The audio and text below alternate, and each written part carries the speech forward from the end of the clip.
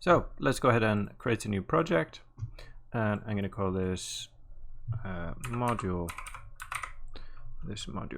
4, and we're going to do week 2. Cool, and then I'm going to save this into D. Okay, accept that.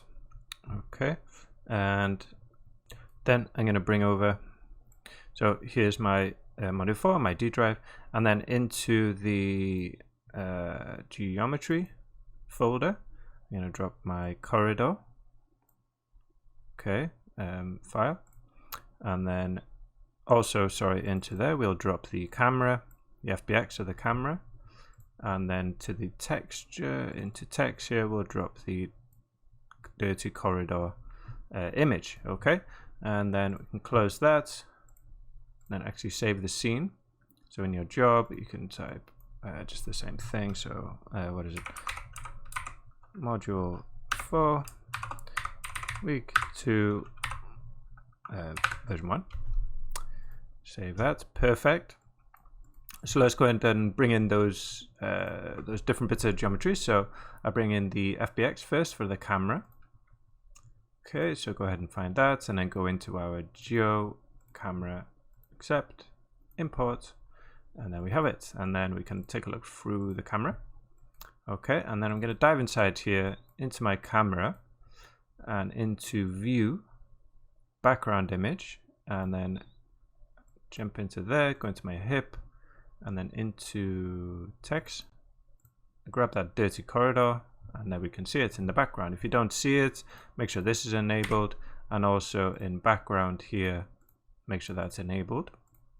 Okay, and then let's bring in the geometry. So let's just type file, that will create a geometry node just with a file on the inside, and then go into there, and then go to your hip, geo, grab that corridor, and that should load in. There we go. So if I set this to wireframe, you can see that kind of lines up perfectly. You know, the geometry lines up with the image in the background. Okay, so the scale of this is kind of big at the moment.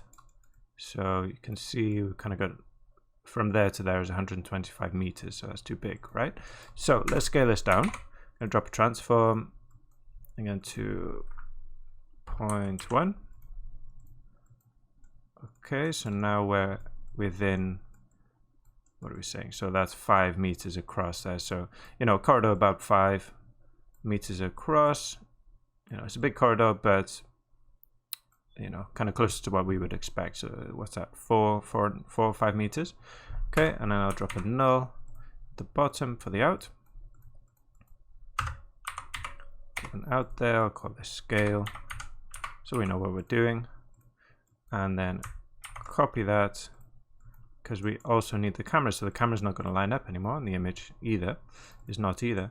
So we didn't need to copy that transform actually. What we need to do here is drop a null and actually parent the camera to that, okay, and then scale the size of the null, and that will actually bring our camera into the correct size. So if we go back now, you can see they line up again perfectly. Go back into that wireframe ghost, they line up, and we're at a good scale. Let me just change the name of this to scale,